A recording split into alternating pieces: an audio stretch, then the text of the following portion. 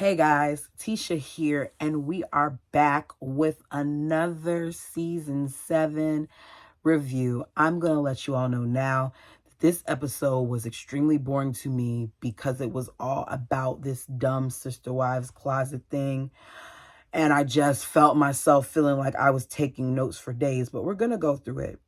So remember that according to Cody, the past couple years they've been working on the Sister Wives Closet, which we know is an online women's boutique. Cody says that they've been developing product and they've been selling product and they really like to grow and explode. Yes, he said explode.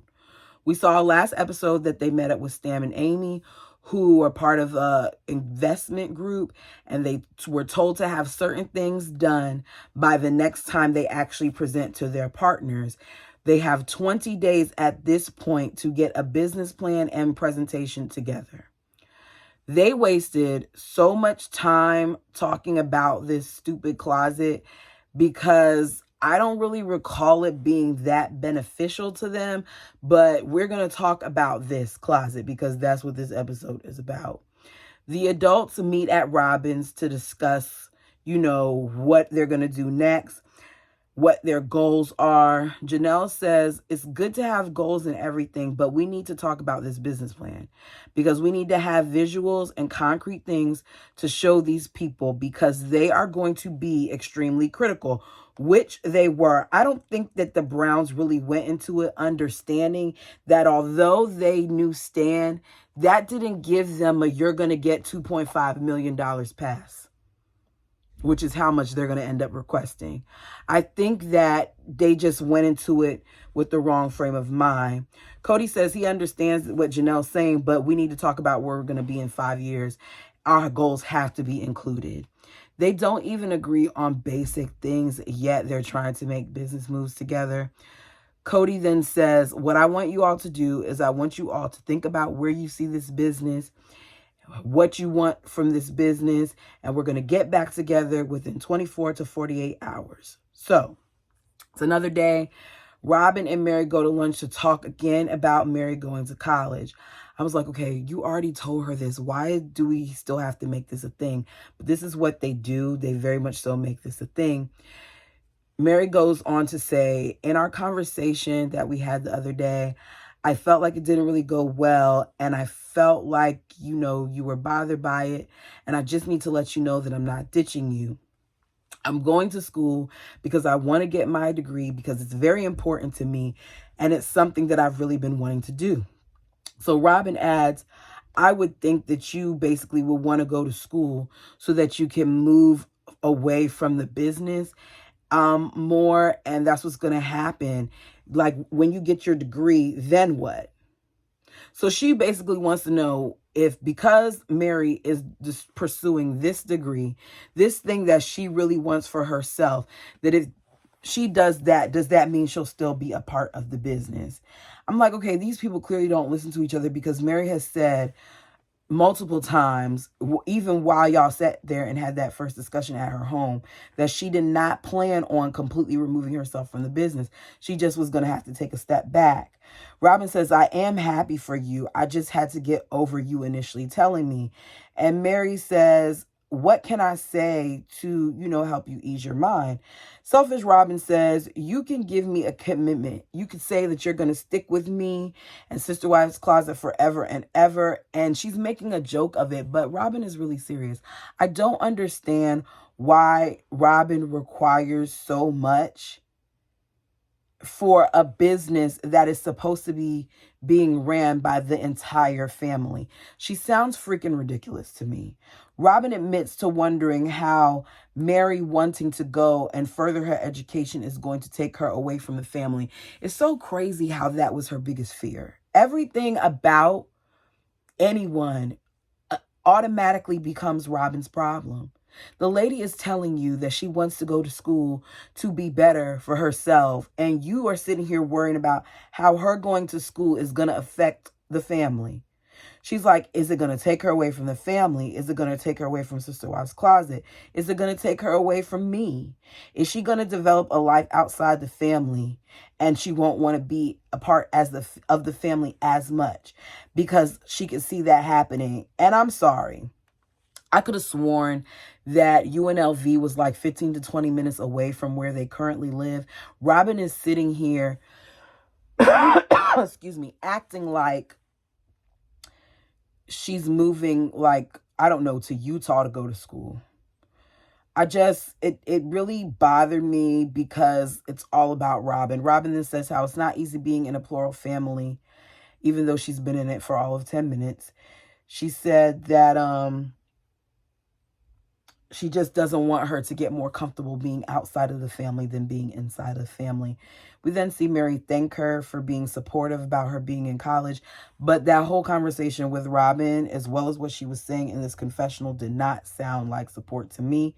The Bird says she understands that she wants to go back to college, but she's having a hard time with wrapping her mind around why she needs this, like why she needs to go to college. And I think it's none of your business, but at the same time, you're not lying because you're not listening, because she already explained why she wanted to be in college.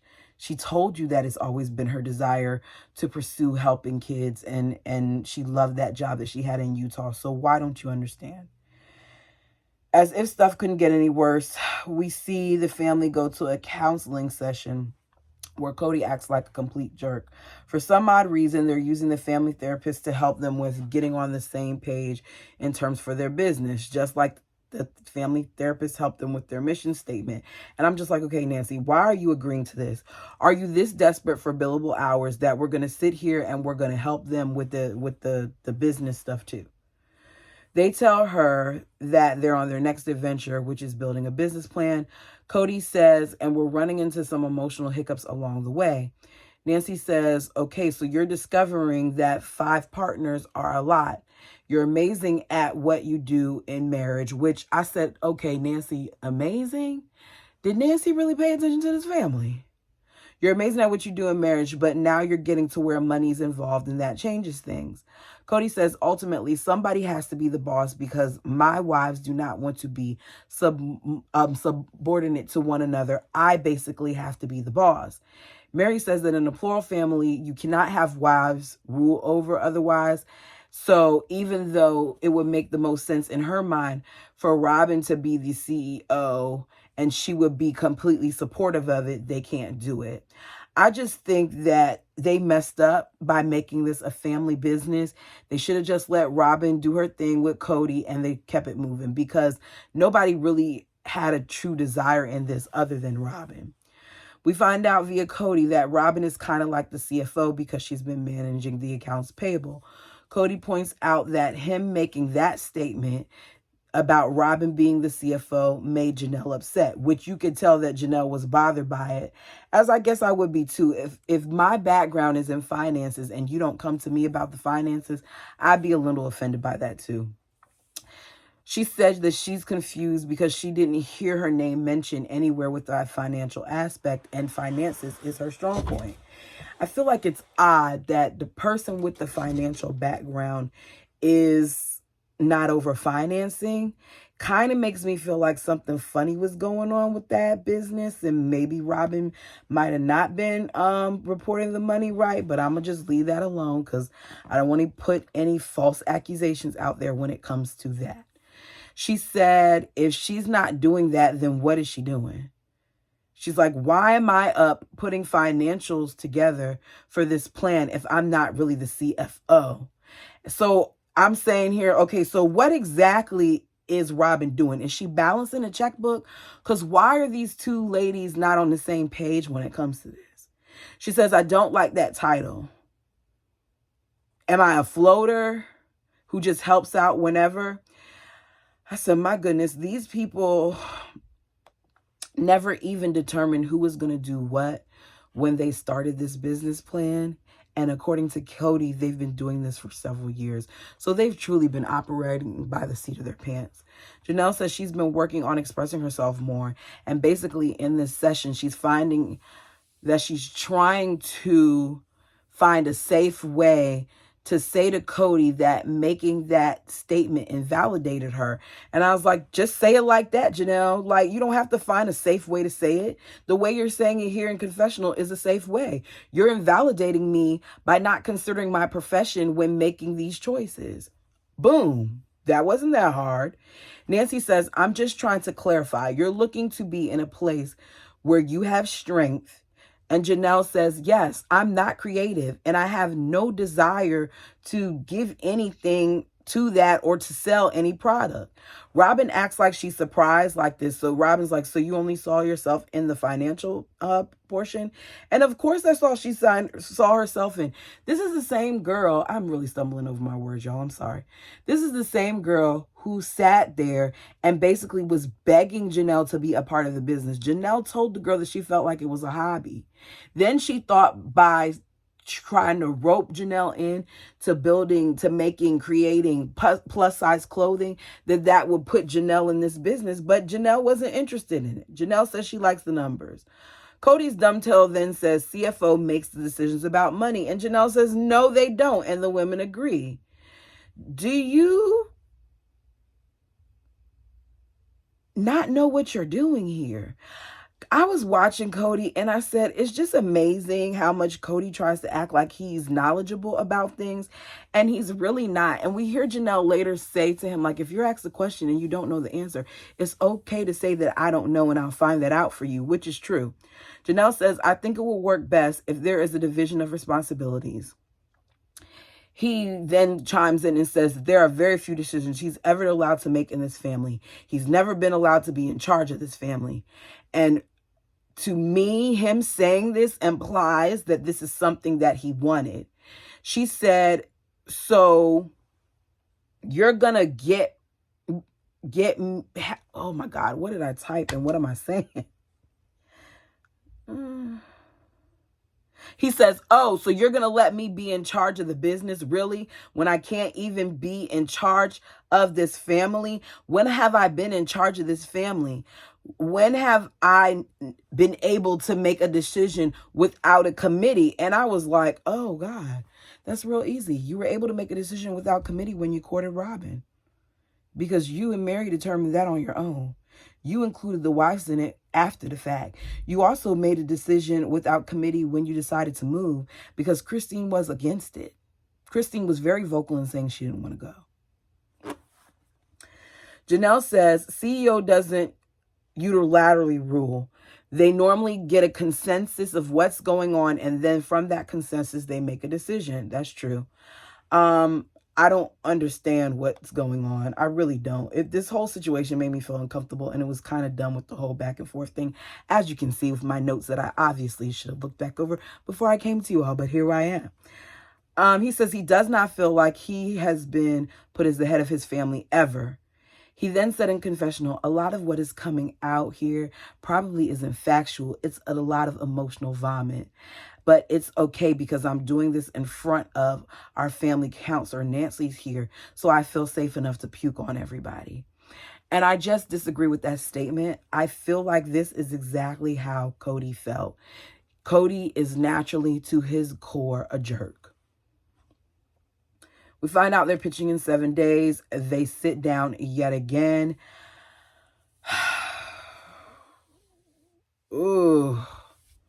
To talk about things like how much money they're going to want from them, what the dreams and goals are for their business, how do they plan on paying it back.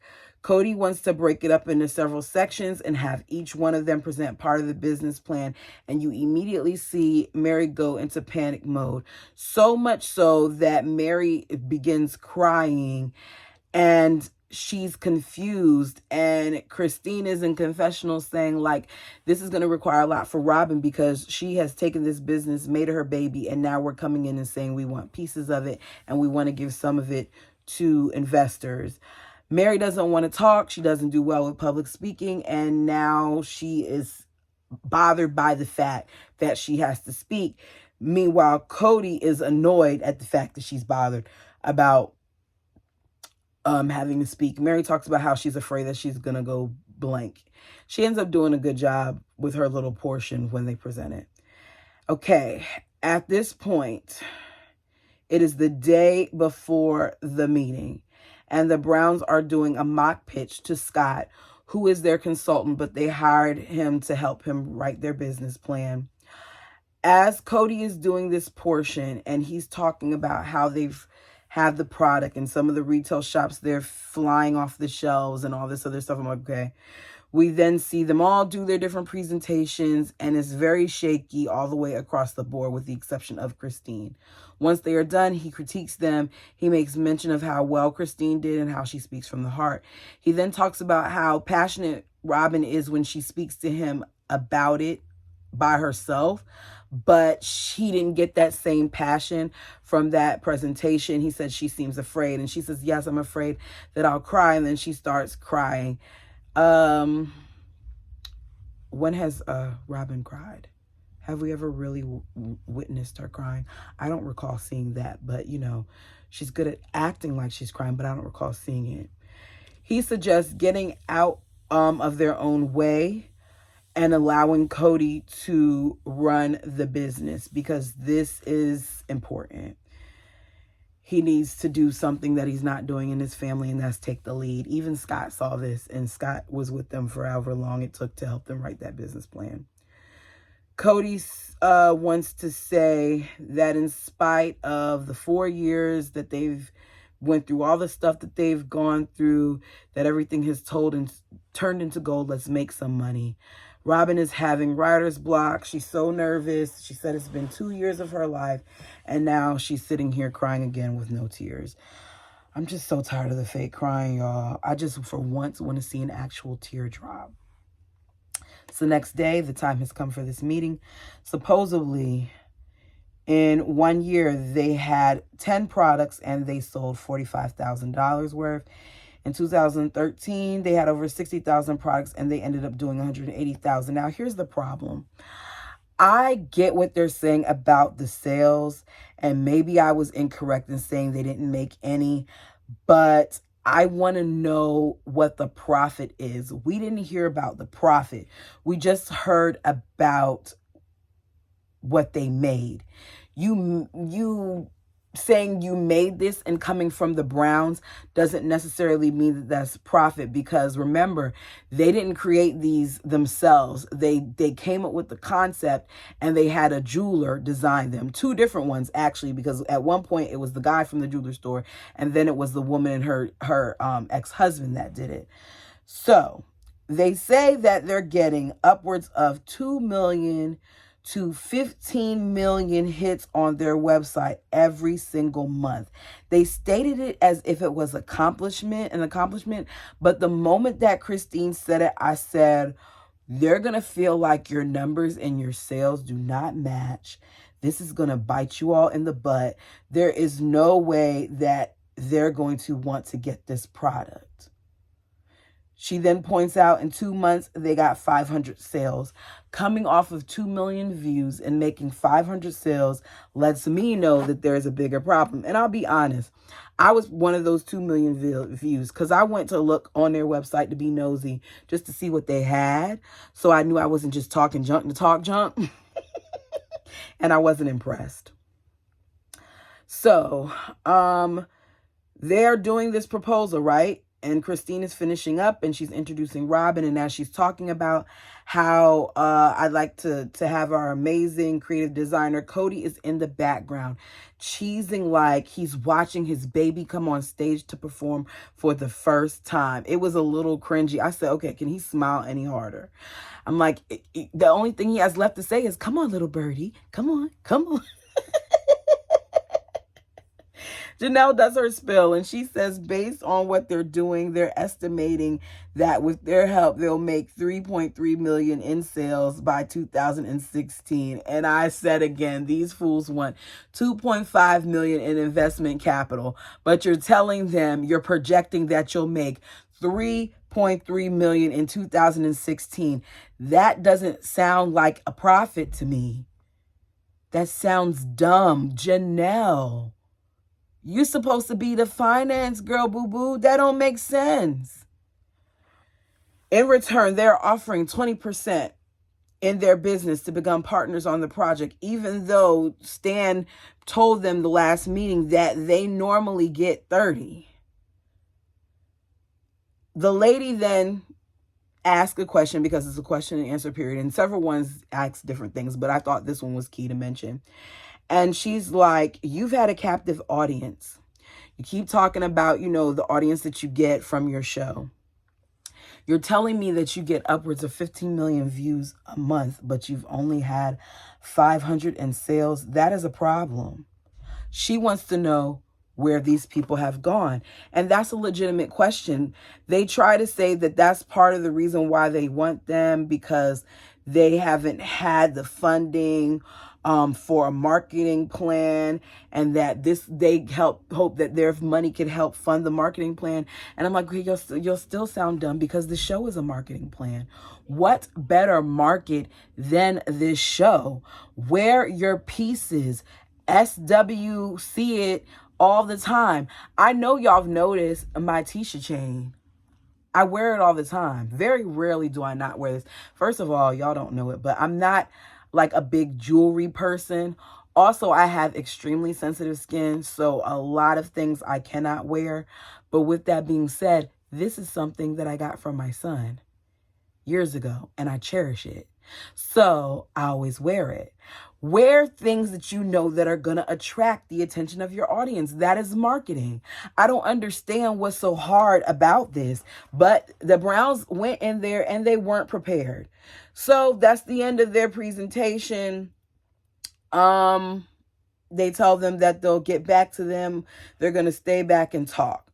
So we go to Stan, who says, if we're going to be giving you guys $2.5 million, we want to make sure that this machine is ready to go.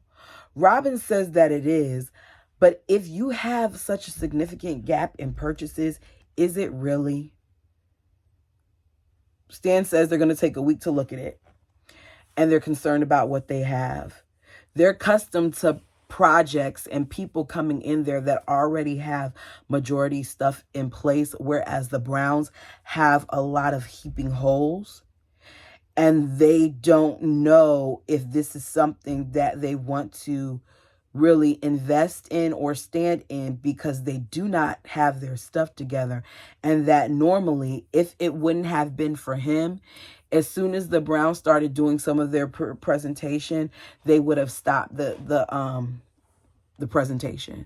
Stan says that they basically stayed there because of him, which goes to show you what they had. Cody seems to think that they did a good job, but at the same point, he's not that hopeful. $2.5 million is a lot to be asked for a company that is telling you that they're only going to make 3.3 within the next year or two, and they want you to give 2.5. That doesn't make sense. You all, let me know your thoughts and opinions down below. Sorry I was so tongue-tied. I'm not going to make any excuses. This episode was boring, and I failed. Let me know what you think. Until next time.